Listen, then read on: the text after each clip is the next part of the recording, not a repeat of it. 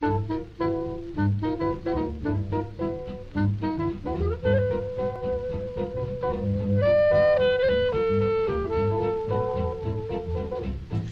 guys, it's Jonah here. We're back with a beer review, and this is part number two on my Sierra Nevada quest from the west coast of the USA to London town. Now, we are drinking today this bad boy here. This is the Sierra Nevada Torpedo Extra IPA. That's easy for me to see. And yes, it's a 355. 12-ounce bottle. This is 7.2 on the ABV. Oh my god, ridiculous this is. But if you have a look, more or less the same kind of scene, but the colour, and it matches all the way up to the cap, a lot darker green. Here's the other bottle. I kept it. Can you see the colours? Light dark, even to the caps. Yeah, so the Torpedo Extra, notice it's called Extra, not Imperial. There must be a reason for that. This is, it says on the front, and I've forgotten, 65 IBU. So this bad boy is going to be very, very bitter and twisted, much like the mother-in-law. But let's get into this bad boy. Actually, let's see what it says on here.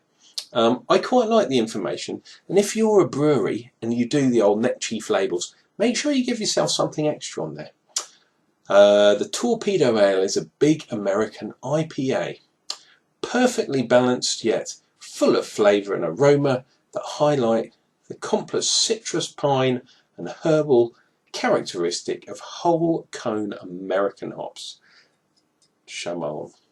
And these guys, as I said last time, are based in the California, quite north though, where the mountains start. Right, let's get this bad boy into a glass. Now, I've heard some other reviewers saying that this particular beer kicks up quite a lot of a head. Not in this case. Well, I mean, over a finger. The other one was, what, 3/4? This is just over. I'll get that at 1.5. Look at the colour. Little bit darker and very clear. Not crystal. You've always got a little bit of haziness, but that's because of the amazing hoppage in this beer. Oh, gorgeous. We're getting that citrusy kind of thing going on. Grass, pine, woodland scene with Bambi before her mother gets killed. Fruitiness, we're getting grapefruit, getting that lychee kind of thing, bit of pineapple too, that kind of thing. Now this, as opposed to the original version, this has Citra in as its main kind of how should we say, aroma hop. It's also got a little bit of pearl in, and I think a Magnum as well. But these are in the late boil, or perhaps even dry hopped. I say this is quite heavily hopped. I believe they use Magnum to do the bittering. Oh, and as this is quite bitter, this is going to have a longer boil. It's got a lot more malt in it. Might even have a touch of corn sugar in these days. Because unfortunately the success of a brewery means that the demand for their beer, beg your pardon, often leaves the brewery outstretched, and they resort to, how shall we say, slightly sinister methods. Not saying Sierra Nevada do, but a lot of people that are over that way, a lot of friends in the USA say that their older beers were a lot more true to the character than the newer ones. Hey, what do I know? Cool. Let's dive in, guys. Cheers and beers to everyone over in the California. It's been Uncle Jonah.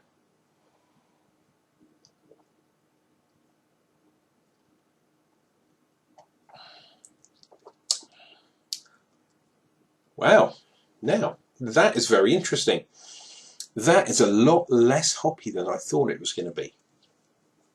We're definitely getting the bitterness on the aftertaste, but up front I was getting a lot of sweetness, and I believe that's going to be from the malts. A lot of caramel. We can definitely taste the alcohol in here. 7.2 was it? 7.2 on the ABV. This one is one that you can only really have a couple of these. I think the real heavy hophead kind of type guys that I know some of you are, you're not going to like this. Even though IBUs are well above 60, it's not hoppy enough. I can taste the malts in this bad boy, and I have to say I'm more of a malt man than I am a hop man, although of late I've been trying the more heavily hopped ones. We have a level of carbonation in there, but there's not much going on in that glass. The head's died down a little bit, and I've got a lovely lace on there. Let's see what we go for a second helping, as they used to say at the boarding school I went to.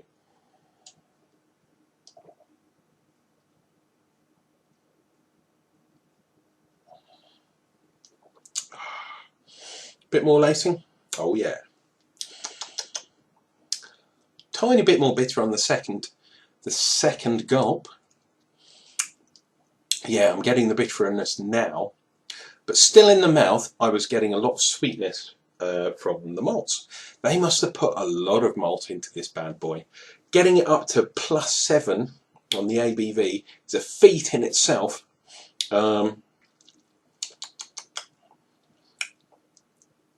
It's strange. On the nose, all you're getting is that sweet hoppiness. It's not amazingly kind of hopped aroma-wise, but you're definitely thinking, oh, this is going to be really hoppy. However, I think it's let me down a bit in the mouth, in the taste, in the flavour. It's given me far too much bitterness and not enough hop explosion that some of the very heavily crazy hopped American IPAs do. Particularly when you go over 100 IBUs. When you do that, your mouth just is like, wah! I'm not getting that with this. I'm getting a large amount of bitterness at the end.